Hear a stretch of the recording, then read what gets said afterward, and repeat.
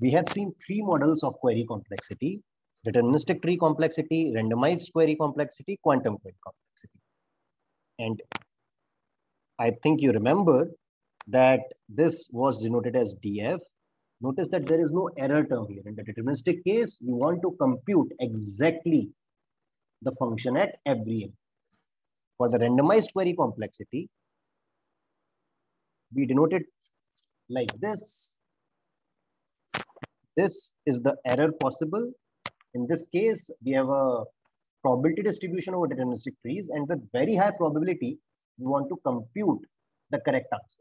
Remember that this probability is over random strings and not over X, right? So what is epsilon? Generally, we pick epsilon to be 1 by 3, right? Because this is the error probability. You want to succeed with probability 2 by 3. That means the error probability is at most 1. Epsilon is mostly 1. And then similar model is quantum query complexity. We denote that by Q epsilon. Again, epsilon is the error. You can fix epsilon to be 1 by 3 for today, but we remember that it doesn't matter till it's some constant. And for the discussion today, I might not write it many times, but remember that we are thinking of epsilon as some constant. It could be 1 by 3, it could be 1 by 4, it could be 2 by 16. We don't care. Some constant. So it should be less than half, right? It should be less than half, right? Because think of an algorithm which you can always make sure that your algorithm succeeds with probability half. Yes, just you randomly toss a coin. If it is head, I will answer 1. If it is tail, I will answer 0. Okay. So that algorithm will. In this notation, epsilon denotes the error, yes. Like failure probability. Yes. So it should always be less than half. Okay. Actually, strictly less than half.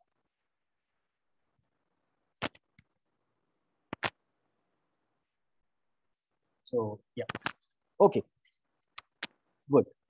Now, knowing this model, what did we see yesterday?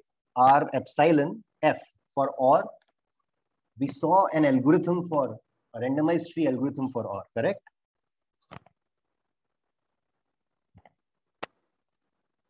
Right? We just said that you pick a random thing, you repeat it multiple times, and if you see a 1, you will answer 1, otherwise you will answer 0. And then we saw that R epsilon F is less than. There is a randomized algorithm which does n queries. That we know. Right? If I want to describe the algorithm, let's describe this simple algorithm, which is slightly different, which is pick a subset of n of size 2n by 3 and check, pick a, I should say random subset, right? Pick a random subset of size 2n by 3 and check if there is a 1. Excuse me, isn't it trivial that R epsilon F for every function would be less than equal to big O of n, because you could just have that deterministic tree? That is correct. You are exactly right. Okay. Yeah, but let's put it this way. If you want to make it non-trivial, then less than 2n. Yeah. Okay. Yeah, you are completely right. For every function, the randomized deterministic quantum is always O of n. So that's not saying anything non-trivial.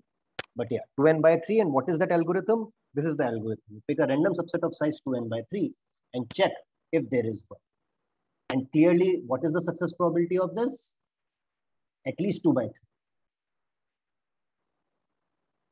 Because if the thing was all 0, then I will succeed with probability.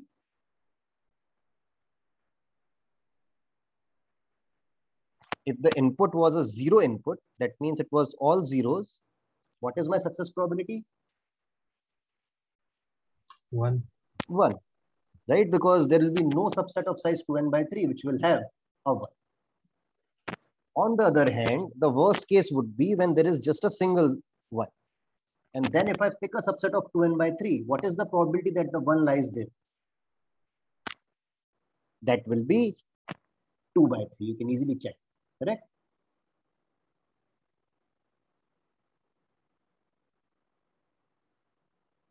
Right? It is n minus 1 choose 2n by 3 minus 1 divided by n choose 2n by 3, correct? There are n choose 2n by 3 subsets. Out of them, what are the good subsets? N minus 1 choose 2n by 3.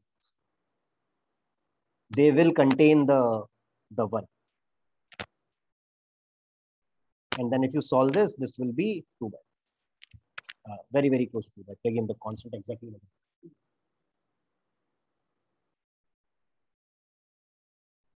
Sounds okay? Questions about this?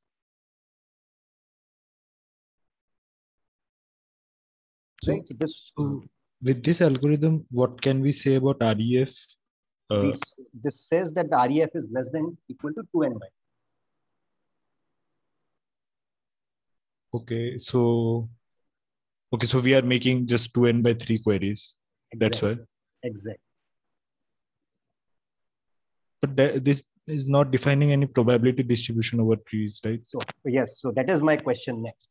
If you want to think about a probability distribution over deterministic decision trees, what is that probability distribution?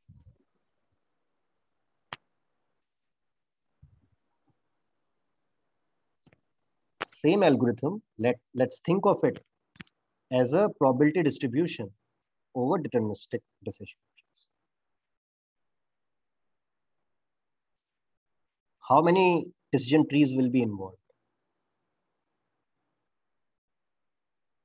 And your guess?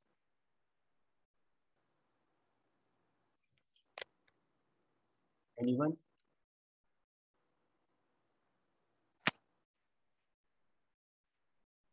Think of so two trees. No. So one of them will be the correct tree with weight 2 by 3, and the other can be a null tree with weight 1 by 3. No, that is not correct. Think of again. Yes, so I think this is a good exercise to do. We want to think of it as probability distribution over decision trees. If I look at this algorithm, suppose I fix a random string. Okay, suppose when I fix a random string, that means I have fixed a particular subset. Do you agree? Fixing the random string in my algorithm is same as fixing a random subset. Yeah. Right? So if I fix the random string, then let's say my subset is x1 to x2n by 3, the first 2n by 3. Then what is my deterministic tree? In this case, let's say my subset pick was this, x1 to x2n by 3. Then what was my decision tree?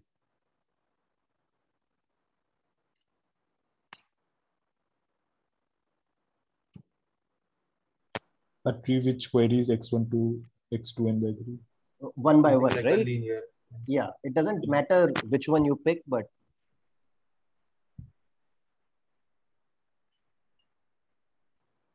yeah, in any order. But how are we randomly selecting? I mean, I don't think we are selecting every. I don't think we are selecting. I'm not sure if we are selecting every 2n by 3 size subsets with equal probability. No. I'm saying if we fix one random string, then this is the decision tree, right? Yeah. That means we are actually, the number of decision trees which we are going to make are actually going to be n choose 2n by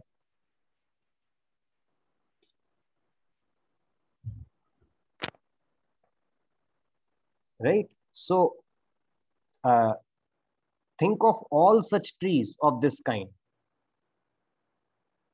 Sorry.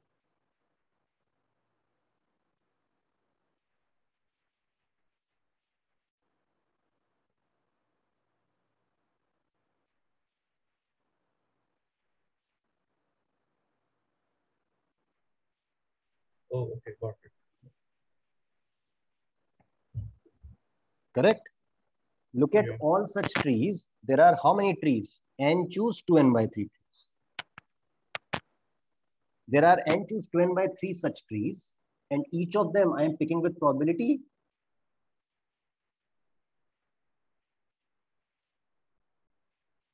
equal probability. One which is by 1 by, exactly. one by n, choose 2 and by 3. Exactly. This is my probability distribution over decision. With probability 1 over n choose 2 n by 3, pick a tree like this. Or another way to say it is, with probability 1 by n choose 2 n by 3, pick a random subset. It will have xi1, xi2 up to xi2 n by 3. Make the decision tree like this. Right? So There will be no such. for the string x1 to x2 n by 3, like if we can change the order also. So another solution can be like, when we change the order, then the number of trees also gets multiplied with, let's say, I don't know, number of ways of ordering. So you can say that whatever be xi1 is less than i2 is less than i3 is i2n by 3. That's one way. So that ordering won't matter. You always pick the smallest variable first. Or if you want to divide it into 2n by 3 factorial trees, the probabilities won't get affected. Right? Yes, in that case, the probability will be 1 by n choose 2n by 3 into 2n by 3 factorial, and the number of trees will be more by a factor of 2n by 3 factorial. Exactly. You're completely. So probably here, I should say that I1 less than I2. And this is how I'm going to order my subset. Once I pick a random subset, this is what I'm going to do. This is how I'm going to do. Yes. Okay. It won't change. Just to be sure, we haven't actually shown how we are picking the random subset using point also, right? See, that is not, since there is no input variable involved there, right? So you can, this number, you can represent it as 0.00 something, right? Oh, I get that much. I'm just saying, okay.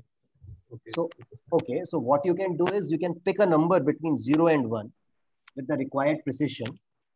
If it is between 0 and 1 by n choose 2n by 3, then I will pick the first decision.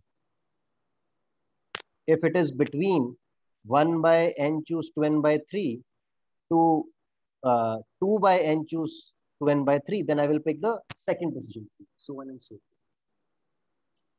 And picking a number between 0 and 1 is basically picking this 0.000, some long string. Yeah. Fine. So we are kind of allowed to have infinite arbits. That is because what we discussed before, right? We can always cut it off at some point. Yeah. And it won't matter, because that will affect the success probability by a small, very, very small amount. And then we can repeat our algorithm and increase the success probability. Yeah, got it. So this is why actually this is a very, very nice model. Many of these small precision kind of arguments we can just take. Right? Okay, so this algorithm is quite clear.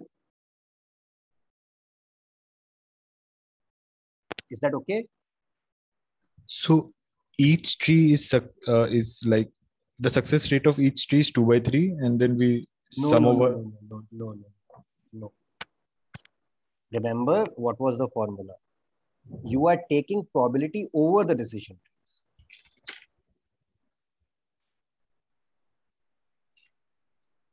We are when you say probability of a tree, that means you are taking probability over x. No. You fix an x and then look at what weight of decision trees are giving you the correct answer. Okay, yeah. Right. So there might be a decision tree here in your algorithm, which in this case it won't happen. Things are symmetric, but in a general randomized decision tree, there might be a decision tree which just works on just one input.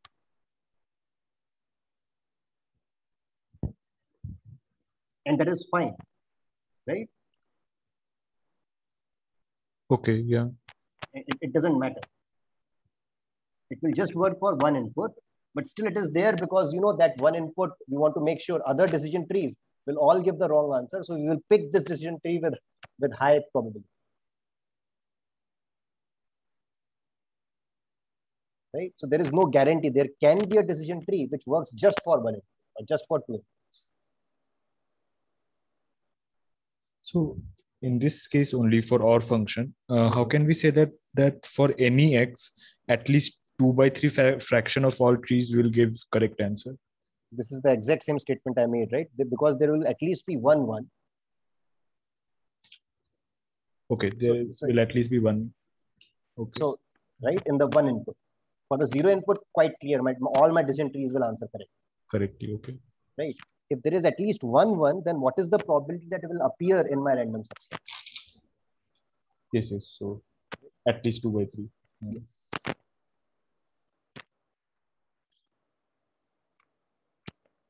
Are we good? So just one question. Sure. For that all zero case, I mean, we are taking over all the decision trees, whether it computes F or not, right? Yes. So then, for the all zero case, how can we say that any decision tree will output zero? Look at the decision tree on the leftmost side, right? Apply it on 0, 0, 0, 0, 0, 0 string. It will come to the last thing. It will never see a 1. Okay. Right. So, and then we will answer 0 if we have seen 2n/3 zeros. Okay. Yeah. Okay. Right. So basically, we are considering only those kind of decision trees where, I mean. Yeah. So this was kind of understood that when I say check if there is a 1, that meant that if there is a 1, then we will answer 1. If we see all zeros, then we'll answer 0. Right? If there is a 1, output 1, otherwise output 0. This was kind of understood. But yeah, that is the precise definition. That is what I meant by check if there is. Okay. Let's move forward. Questions?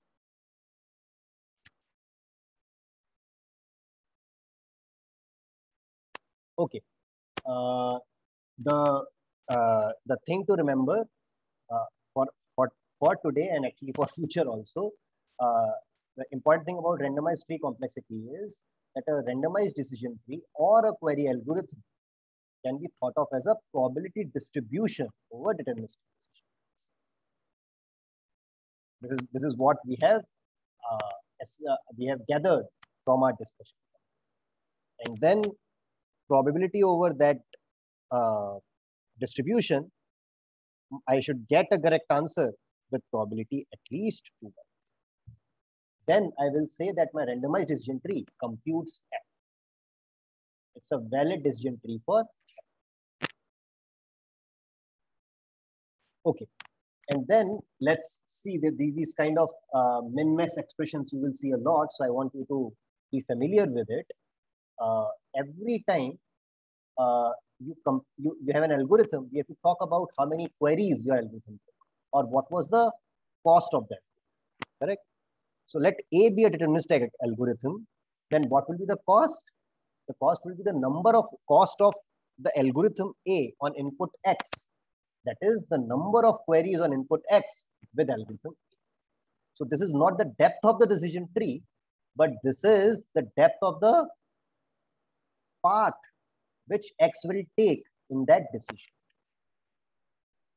So cost A comma X is clear.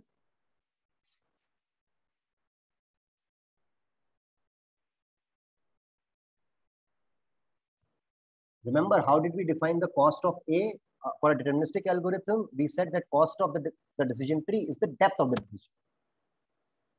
But if I want to define the cost on a particular input, I'm looking at the path which X takes.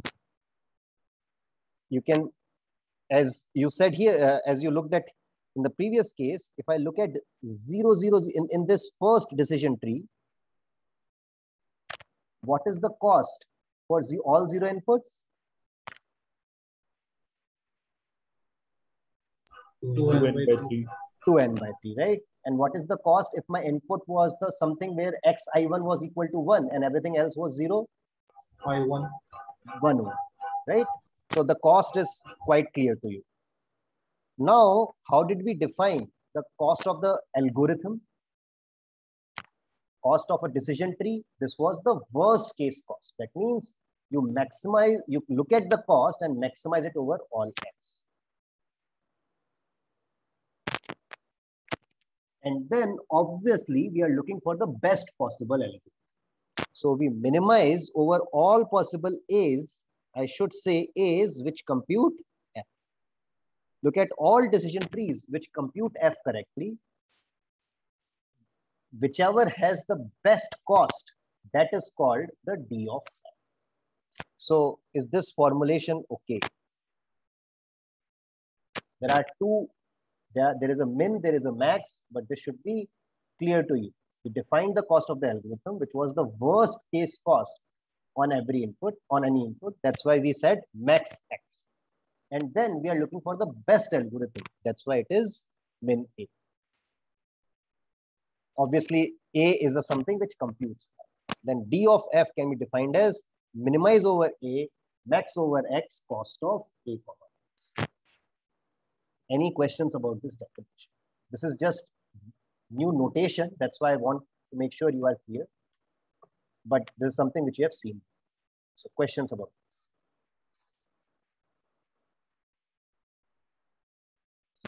Okay. We will see it multiple times now. Suppose A is a randomized algorithm, right? And let cost AX be the number of queries on input X with algorithm A.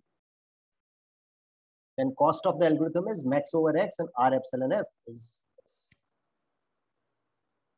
Now A is what? A is a,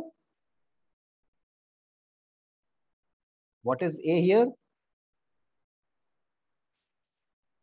Is it a deterministic decision tree? No, it's a randomized decision. It's a random. Yes, it's a randomized algorithm which computes F correctly. So we have to involve maybe expectations on that.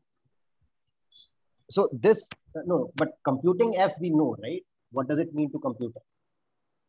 The point is, what is cost X?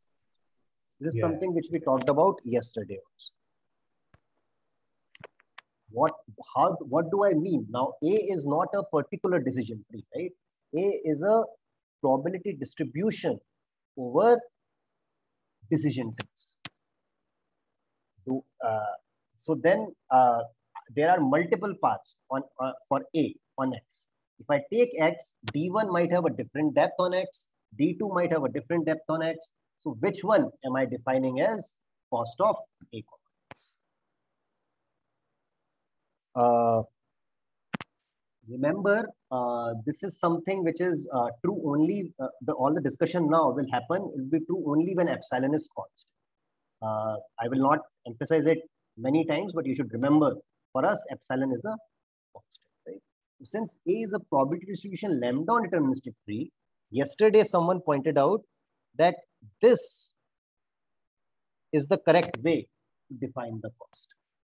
That means I take the expected number of queries taken by A on X. Correct? That means probability of D1 cost D1X plus probability of D2 cost D2X and so on. Probability of DM, let's say there were M decision trees in A, then this seems like one way in which I can define my expected cost.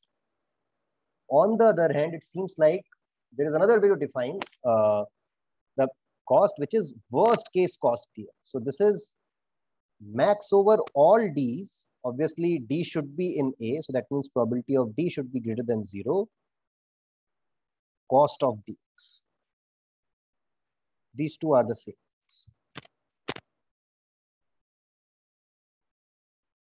Which one is natural to you? Let's take a poll.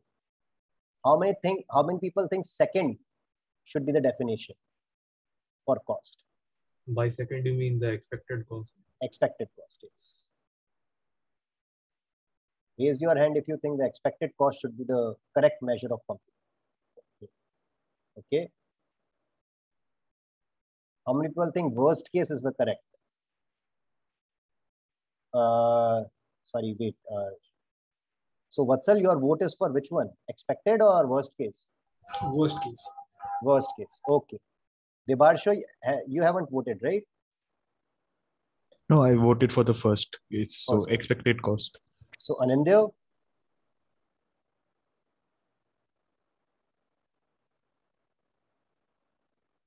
Okay, Anindya doesn't want to vote. Yeah. So in most of the literature, you will see worst case as the cost taken. But the good thing is that for us, it doesn't matter. When epsilon is constant, worst case and expected cost are exactly like are only constant away. So if you want, if it is easier for you to analyze expected cost, you analyze expected cost. If it's easier for you to analyze worst case cost, then you analyze worst case cost.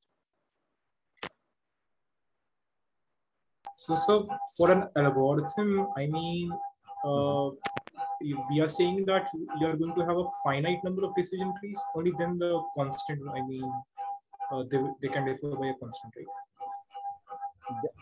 They can differ by a constant. Sorry, I mean, we are saying that the worst case and expected, I mean, the worst case cost and the expected cost for our case will differ only by a constant.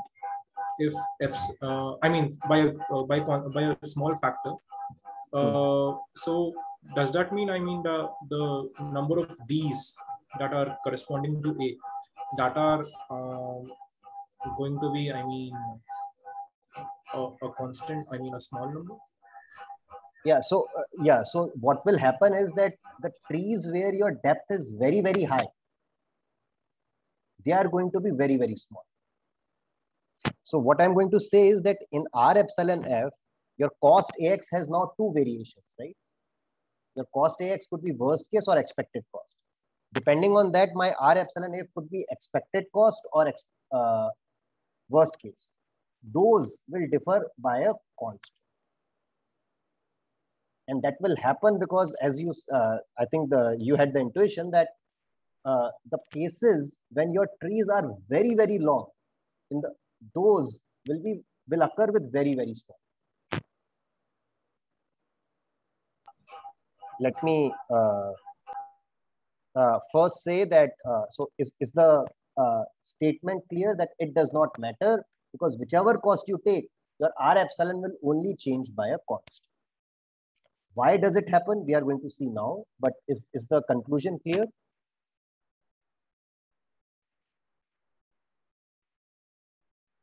Could you repeat once?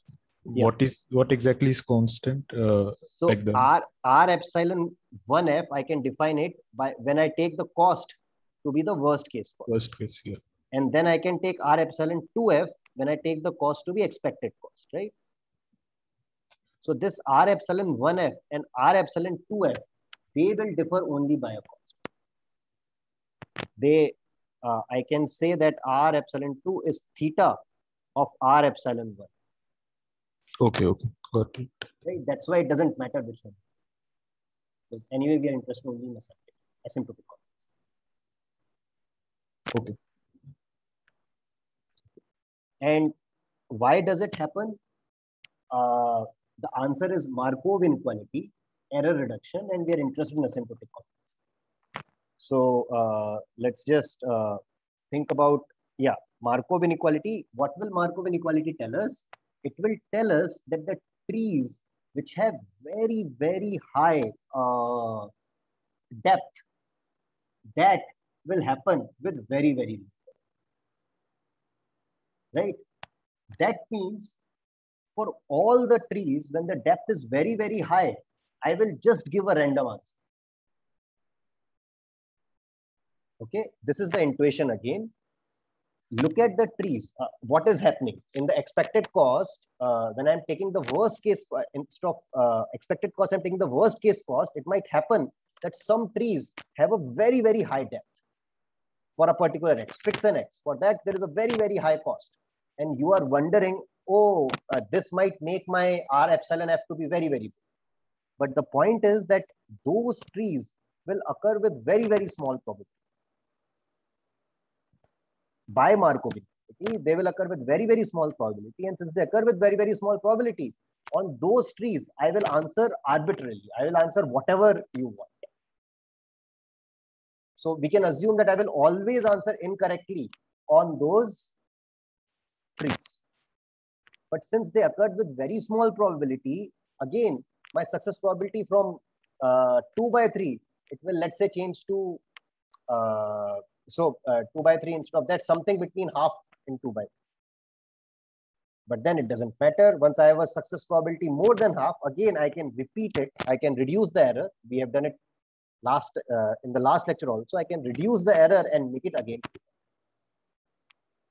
This I can do only by constant number of repetitions. Since I'm worried about asymptotic complexity, it won't.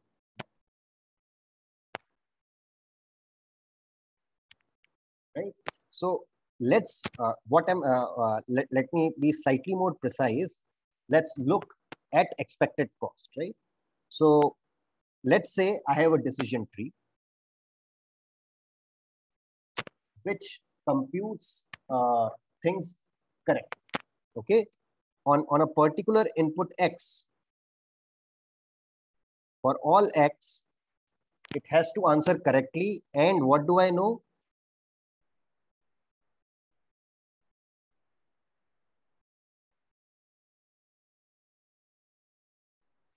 This is, let's say, some D. Okay. I'm going to modify my decision tree slightly and see that my worst case cost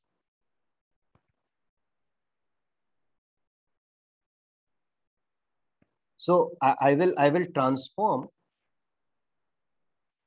my decision tree slightly. I will tell you how I will transform it, but I will transform it so that the worst case is some constant times D. Some C times D. Let's take C to be 100 or something. I don't know.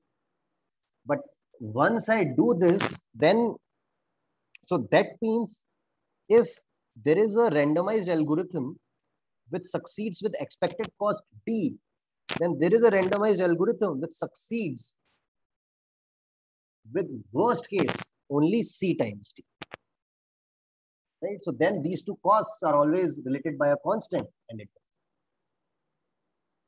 So if I can show such a transformation, then we are fine, right?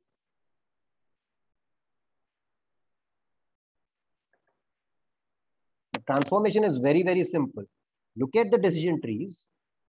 If, let's say, any tree or any path has, yes. Wouldn't this imply that the R epsilon F for both of the costs would actually be differing by a constant factor? Yes. Yes. Oh, so right. They're actually, okay, I thought it was a constant term or something. No, constant factor. Okay. Right. So remember what I said, R epsilon 1F is theta of R epsilon 2. Yeah. That means there's a multiplicative factor also. We are allowed a multiplicative factor. Okay. Right. And the transformation is very simple. You look at the decision trees. Anytime I go above 100D, I just cut my decision tree. I don't go above 100D. Here, I will answer arbitrarily.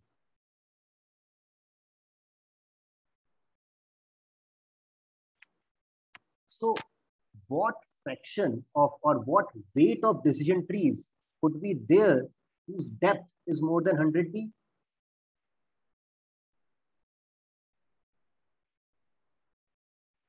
This is given by, no, see, the expected cost is D. So then what probability of decision trees could be there whose depth is more than 100D? 1 by 100. This is, what is this called? Markov's inequality. Markov's inequality, correct? So there is a very, very small probability that I will go over 100D. And even if I just assign answer arbitrarily, I will always answer wrong. If the calculation goes above 100D, that means my success probability previously was 2 by 3. Now it will be at least 2 by 3 minus 1 by. Correct? In the new decision. Agreed? It will be slightly better, like minus 1 by 100 into half. And we have taken the worst case, and so we... No. See, we don't know after what is the decision tree doing, right? I assume that you will always answer incorrect once you go after them. Okay, yeah.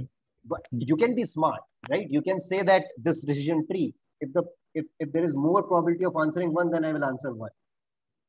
And then your factor of half will appear, but who cares? Yeah, got it. Right? So now this is another constant, and this I can change to 2 by 3 only by constant. This trick we have seen last time.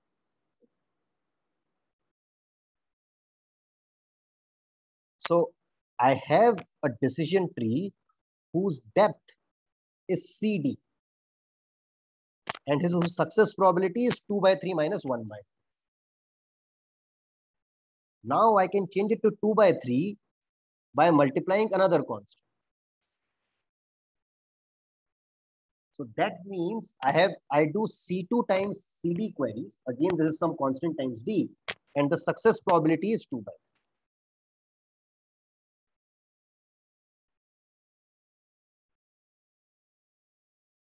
3. Right? That means these two measures of complexity do not differ. So we repeat it C2 times to increase the probability from 2 by 3 minus 1 by 100 to 2 by 3. So that's why we have multiplied C2. Yes, exactly. This is for error reduction.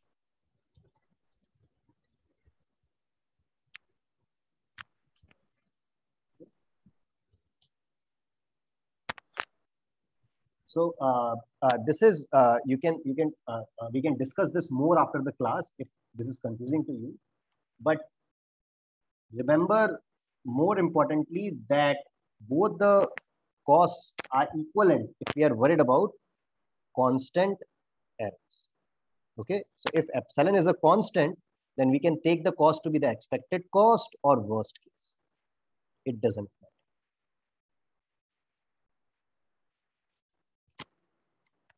Okay, this was a small piece of thing which I want to discuss. It was it comes naturally in people's minds, so it's good to discuss it.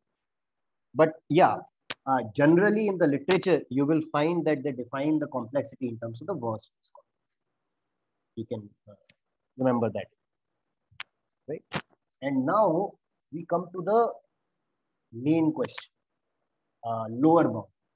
So for deterministic tree complexity, these are two ways. Adversary, through adversary we could lower bound, through degree we could lower bound. In future lectures, we will extend the adversary method to randomized query complexity and degree method to quantum query complexity. For today,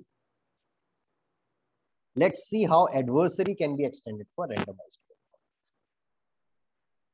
Right? But first thing, lower bounding R epsilon F. We want to lower bound, right? But do you see? We gave you we gave an algorithm of this how much query complexity? 2n by 3, right? We picked a random subset of 2n by 3, and then it succeeded with high enough probability. So we know that R epsilon F is less than 2n by 3. But someone asks, can you do better? Can you only do root n queries and solve OR? What is your intuition? What do you think?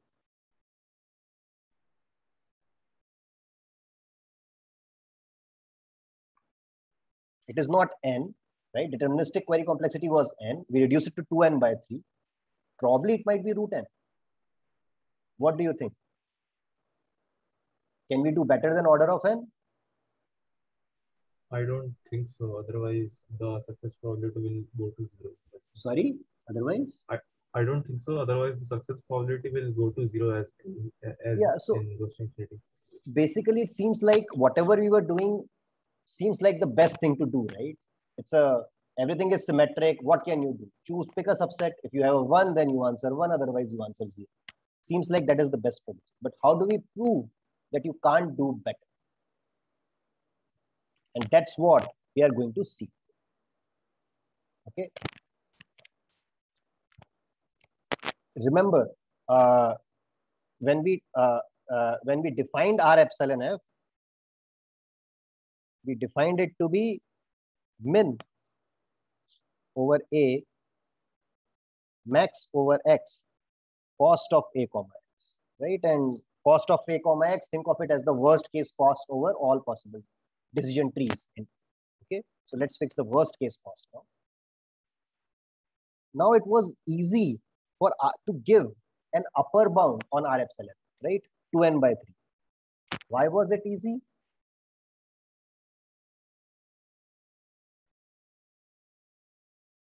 Because we already had a randomized algorithm, right?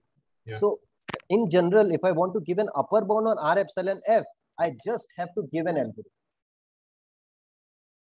right? This is a minimization problem. So as soon as I give an algorithm, I will get an upper. But for showing a lower bound, I have to show that all possible algorithms, none of the algorithms will work, which seems a much harder task, right? And that's why proving lower bounds is difficult. So what we are going to see a general technique where minimum is converted into a maximum. So that in the other problem where there is a maximization problem, whenever you will come up with an instance, you will get a lower bound. It will become clear when you see the argument. This strategy is called a Yau's min-max lemma. It's a general strategy. What it does is that instead of min formulation, we will get a max formulation. Max formulation in terms of what we will see. But once we do that, we can, instead of arguing about randomized algorithms, we can argue about deterministic trees. And this way, we will be able to give a lower bound on all. Let's see how it is done. Okay, we have to maximize over something. The something is called a distribution complexity. Okay, there's a new thing which we have to study. So let's look at this. Okay, this is the only place where we will be calculating the success probability over the inputs. Okay, so this is slightly different, but let's look at distribution complexity, and then I will tell you Yau's min-max lemma, and then you will see that how it might be easier to come up with a lower bound on. Okay, so a new concept, distribution complexity. What is the distribution complexity? The distribution complexity depends on mu, where mu is a distribution over inputs, not over decision trees. It's a distribution over inputs. And then d mu f is the worst case complexity of the decision tree D, which computes f.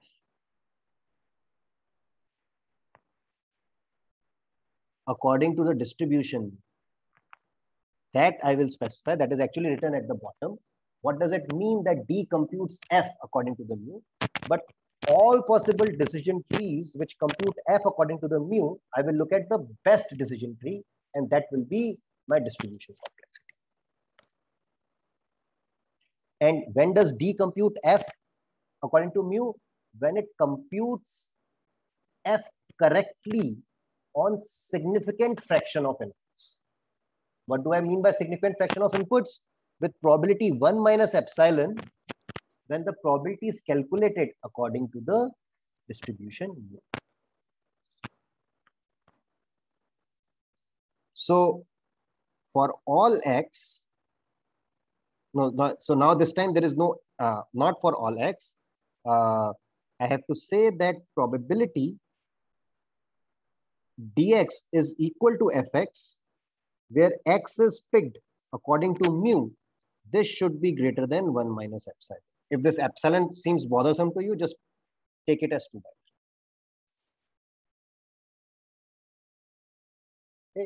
this such decision trees are valid decision trees for the distribution complexity, and then you pick the best decision tree of this type.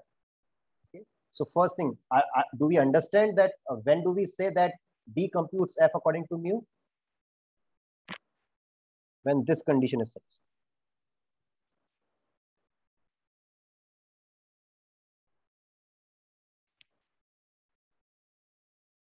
Questions? Again, we are only looking at deterministic trees. We have stopped worrying about randomized trees. Look at all deterministic trees.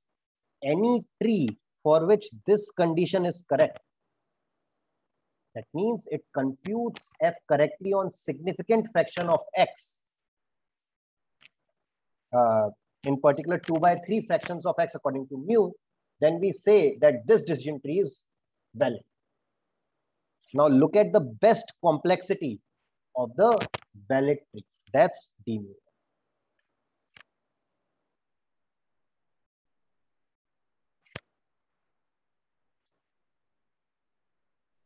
Okay. By best complexity, you mean the least smallest depth. Smallest depth, right? That's why we are minimizing over D. And then depth for D is calculated by the max function. Yes, max over X. Okay. Max over X cost dx. Right? Yes. Okay. Okay. So this is the distribution complexity.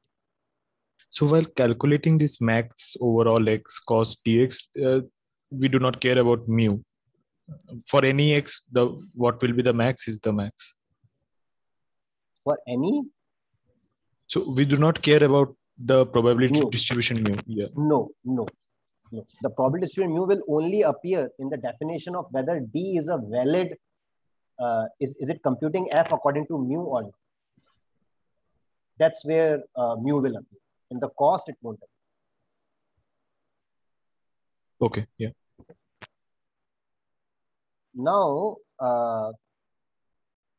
what do you think? What is the relationship between R epsilon F and D mu F? Let's fix a mu.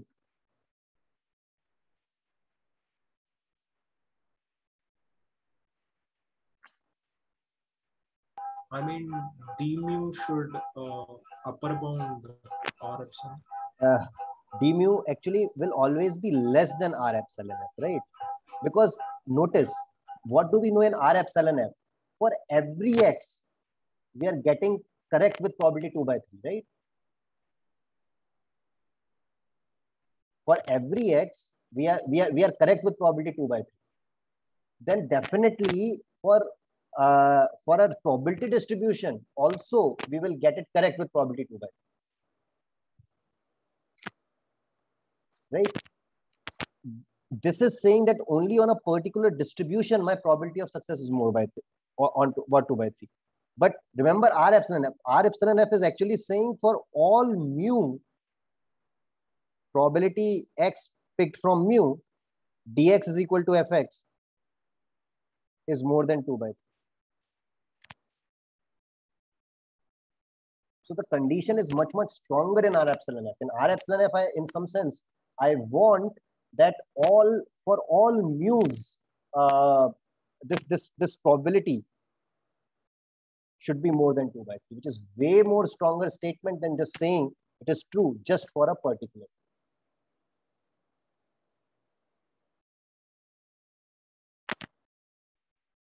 Right?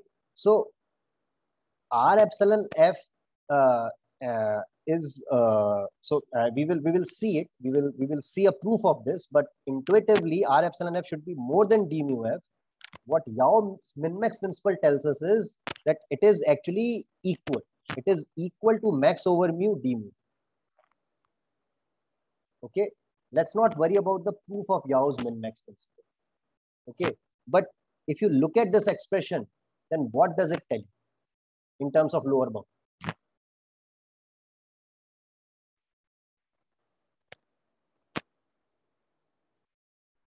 So we calculate any d mu F, that will be a lower bound.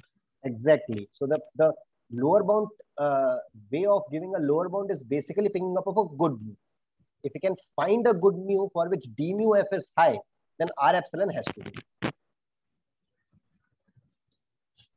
Could you repeat that that intuition? Yeah, in the first point. The first point. Yeah. We will prove it in some time. Okay. Okay. Yeah. So yeah, so we will prove the first part. The second part comes from linear programming duality. We will not cover it in this course, but this is true. What I want to emphasize is that we have just done it for randomized tree complexity, but for many measures of complexity, Yau's min-max lemma applies. The cost will differ. In our case, the cost is the number of queries.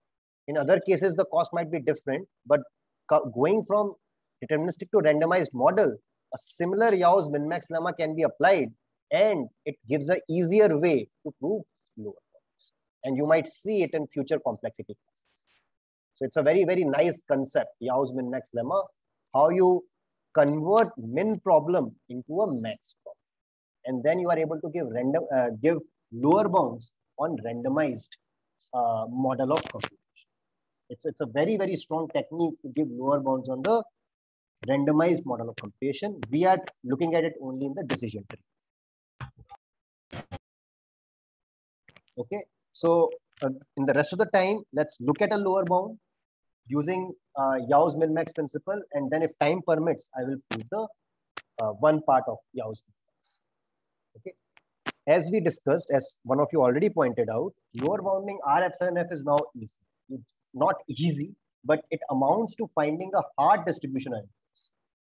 Some input, some mu, such that whatever deterministic tree you will take, you will not succeed with high probability.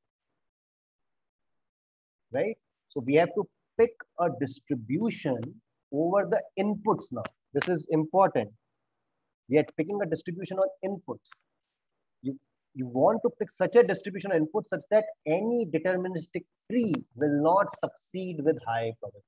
Now we have to only argue about deterministic trees. We wanted to lower bound R epsilon, but we have converted our problem such that we only want to make sure that no deterministic tree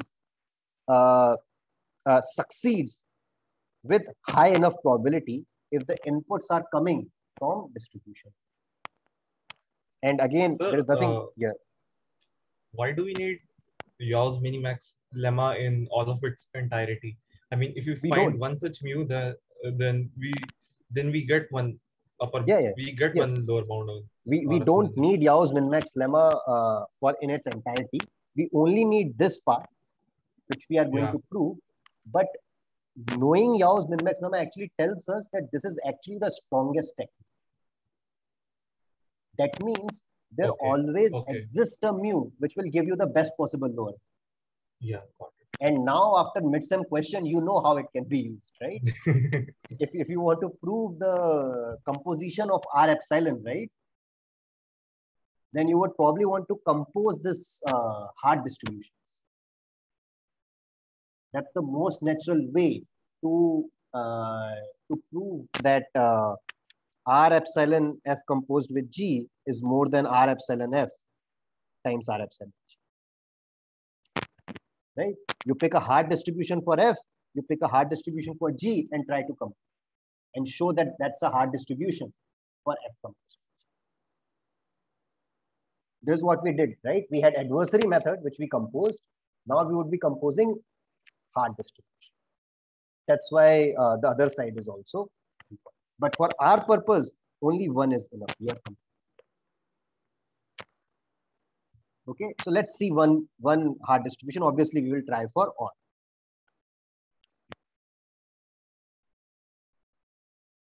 Okay. Why are we calling it a hard distribution? Hard distribution because on this distribution, whatever decision tree you take, it will not compute f correct with high probability. It's a hard distribution for any deterministic. So let me write it in. When I say hard distribution, it is a hard distribution for any deterministic tree. Okay. It's just a terminology. It's just an intuition, right? There is no formal proof or anything for this, right? Just a name. But the intuition is that, yeah, it's a hard distribution for any deterministic. That's why we are calling it a hard distribution. Yeah. So this is something which we realized in the deterministic case also. Remember, for the adversary method of the deterministic case, we only used these inputs which had Hamming weight 1, right? We never used Hamming weight any input which had Hamming weight more than 1, right? We just said that, Yeah. we will go over n minus 1, and then we can, we'll always answer 0. Last thing, we can make it 0. Yeah. So we only cared about these inputs. For other inputs, whatever is the value, it didn't matter. And now here in the randomized case also, we're only going to be interested in these kind of inputs. The inputs which have Hamming weight 1 or Hamming weight 0. Now, pick 0, 0, 0 with probability 1 by 3 and any other with equal probability. So this is definitely a definitely a distribution on inputs. You agree? Can you repeat the distribution? I have to give a distribution on inputs. So 0, 0, 0, I am picking with probability 1 by 3.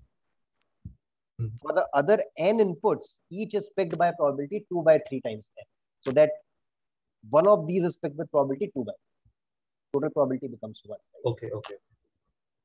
I am dividing 2 by 3 probability equally among these n inputs. Right? So clearly the probability sums up to 1. This is a valid probability distribution on the input. Right? And now my task is to show that if I take any deterministic tree, right? If it has depth less than, let's say, 2n by 3, then I will not be able to calculate this thing, right? So calculate f correctly with hyper, right? So 2n by 3, n by 2. Let's our job was for order of n. So let's say let D be any deterministic tree with n by 2 queries. Can you explain some intuition behind this particular distribution? If I finish the argument, you will see. Okay. It's basically extending the deterministic tree argument.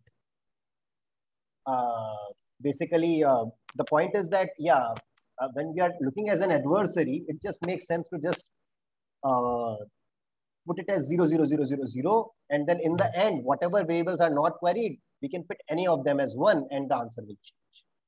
Yeah. Right. So now let D be any deterministic tree with n by 2 queries. Pick the branch which will be taken by 0, 0, 0. So you take any deterministic tree, D be any deterministic tree. It has n by 2 nodes. There will be a path which will be taken for input 0, 0, 0, 0. For all inputs, some path is taken, right? So let's look at the path which is taken by input 0, 0, 0, 0. Now, in this case, at most, n by 2 variables are queried. Correct. And now, either after this n by 2, I will either answer 1 or answer 0. Here you have written let D be any deterministic tree with n by 2 queries. So are you saying that the depth of D has to be yes, n by 2 less at than n. once? Okay. Yes. Depth of D is less than n by 2. So definitely the path which 0, 0, 0 takes, that depth will also be less than n. Correct? And then on this path, I am answering either 1 or 0. Can I answer 1? Or if I answer 1, then what is my failure probability?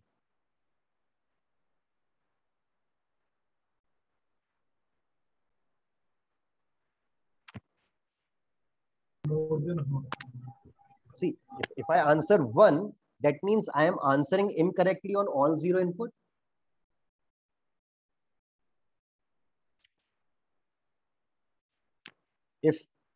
If this branch answers 1, correct? Yes. Right? Yeah, then so I'm then- answering incorrectly on 0, 0, 0 input. And what is the probability of picking 0, 0, 0, 0 input? 1 by 3. Right? I'm gone. I'm not computing. I'm not picking correctly with probability more than 2. Suppose I answered 0. In that case, I haven't seen how many indices? N by 2. Right? So at least for half of the inputs on the right hand side, I will answer incorrectly.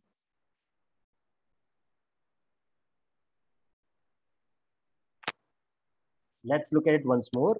Suppose, so there is a branch and I am answering 0 here. Now, let's look at all the, so then I have not looked at n by 2 indices.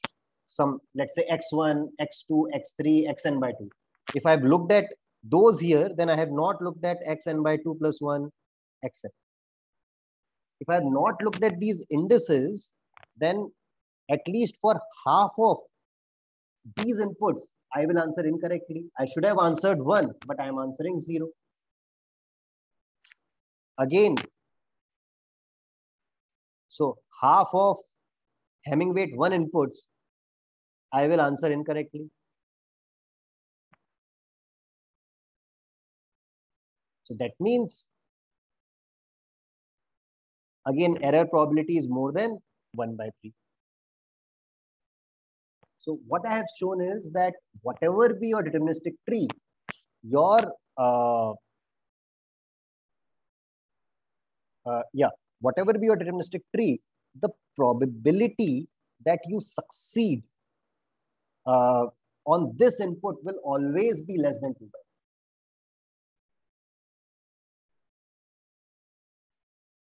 3. And that means d mu of f has to be more than n. You can, if you are worried about just like one index or this strictly or something, take depth to be less than n. Okay, then with probability greater than 1 by 3, I will fail all the time. Even if I am answering 1 here or 0 here, whatever I answer here, I will fail with probability at least 1 by 3. That means d mu f is more than, I should say d mu of r. And once I prove d mu of f is more than n by 2, that I have proved that r epsilon f is more than n.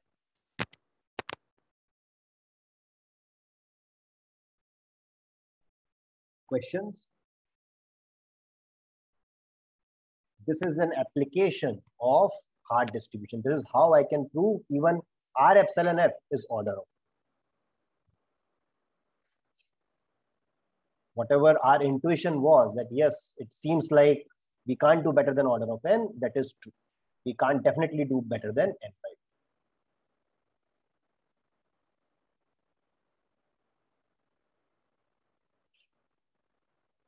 Questions?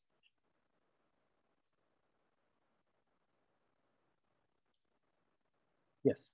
The last part is in last 5 minutes. Let's see. Hopefully, I can prove Yao's minimax. Okay. The one part of minimax which we used, which is that for all mu, d mu f is less than r epsilon. Okay. And let's say just fix epsilon to be 1 by 3. Okay. Without loss. So for all mu, d mu f will always come out to be less than r epsilon. How to prove this?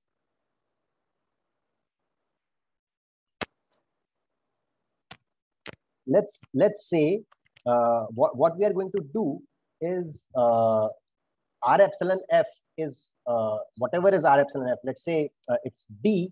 Then there exists a randomized algorithm which does d queries and answers correctly on distribution lambda, using distribution lambda. Remember, lambda is a distribution on decision trees, not on inputs. Okay.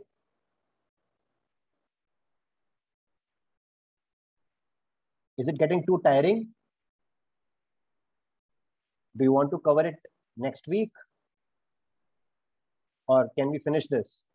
It's one more slide. We can finish this. You can finish it. Okay, so then help me out here. Okay, so what is R epsilon f? It's some D, it's some value D. What that means is there is a randomized algorithm which does D queries and computes F correctly. A randomized algorithm means a distribution on deterministic decisions. And if I pick D according to lambda, then with high probability, my answer is correct for all X. This is what we know. What I'm going to show is a decision tree whose depth is D and which computes the distribution problem, which computes F correctly on the input mu, on the distribution mu.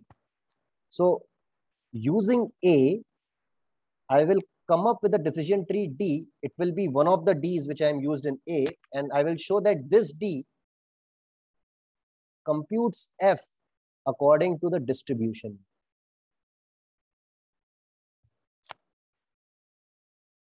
A is a collection of trees. One of the trees will be working according to mu also.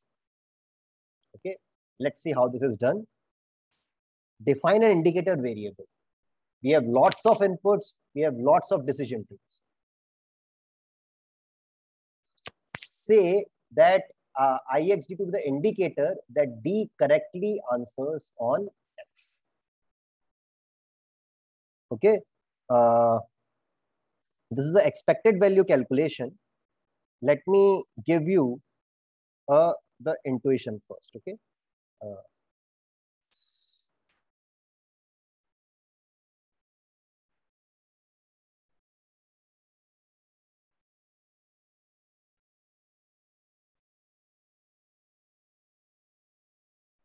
Suppose these are inputs, x1, x2 up to x to the power n. These are the decision trees which are there in my randomized algorithm A, because of which my R epsilon f is good. R epsilon f is D. Right? So there is a distribution on this decision trees, and I'm putting 1, 0, 0, 1. I'm putting 1 if the decision tree computes F correctly on X. I'm putting 0 if it doesn't. Now, by the property of randomized decision tree, what I know is that for all X, probability over lambda dx is equal to fx. This is more than 2 by 3. What does it mean in this matrix? I am talking about a particular row, and then what am I saying?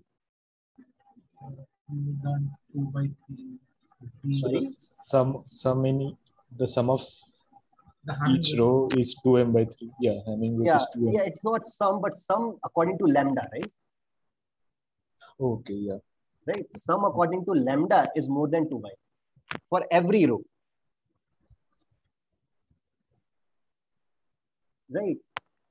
But if I have such a strong property, then every column, there has to be one column where there are a lot of ones. Right? So if you did not worry about probability, if I had said there are a lot of ones in every column, then there has to be a row which has a lot of ones. You would agree with that? Yes or no?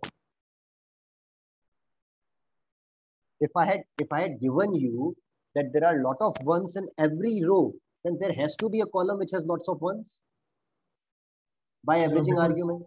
Yeah. Think of it this way. Every row has at least D ones. Then how many total number of ones are there? Number of rows multiplied by D. Then at least this many ones will be there in at least one column. Yes. By averaging argument. I am going to do the same thing just with expectation, just with probabilities. Instead of going into matrix and counting each of them with uniform distribution, lambda, there is going to be a distribution lambda, and similarly in the row wise, there is going to be a different distribution mu, and the same argument will be applied. So this expectation 1xd is basically in some sense counting the number of total ones in the matrix. It's the analog of that. It's the probabilistic analog of that. Summation x, by definition of this expectation value, it is summation x over d, probability of x comma d multiplied by the indicator variable, whether I am computing x correctly in d or not. Since they are independent, since I pick x independently and d independently, I can break it down. I can write it as probability of x, probability of d. Remember, those are taken different. Now, I take the x part away and I look at this quantity, right? This is now this is analog of number of ones in the row, which I know is high. That means the expected number of ones should be at least 1 minus 3, because whatever be this probability of x, it is summing up to 1. Everywhere there is more than 1 minus epsilon.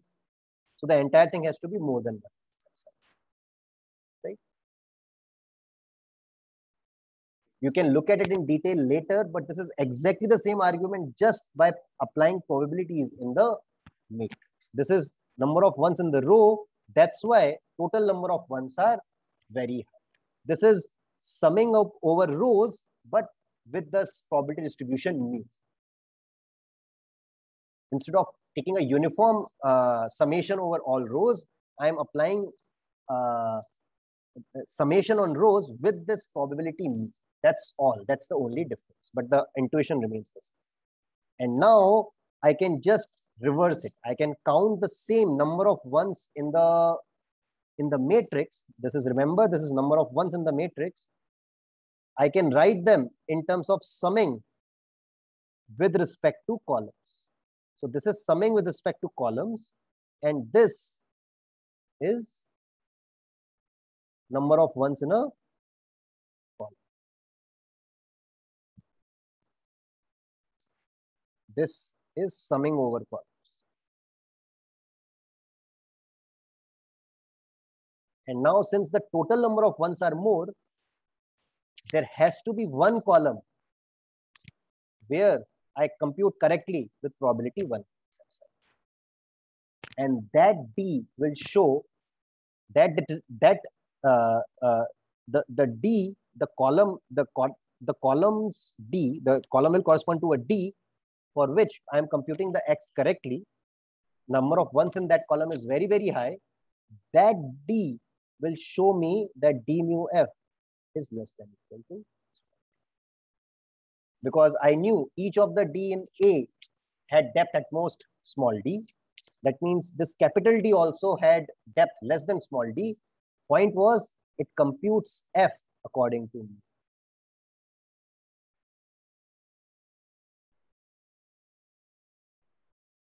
Right? This is followed by this one. Other way to say it is, since the number of ones in the column are very high, it computes F correctly according to. This proves the final theorem. So I should write one line here, D computes F. Whatever is this D, there exists D such that this is true. This D computes F according to me. And has depth R epsilon.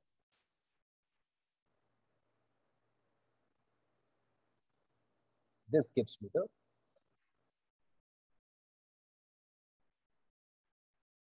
Vatsal will make nice notes of this, I hope. I will, yeah, Vatsal, send me an email. I will give these slides to you.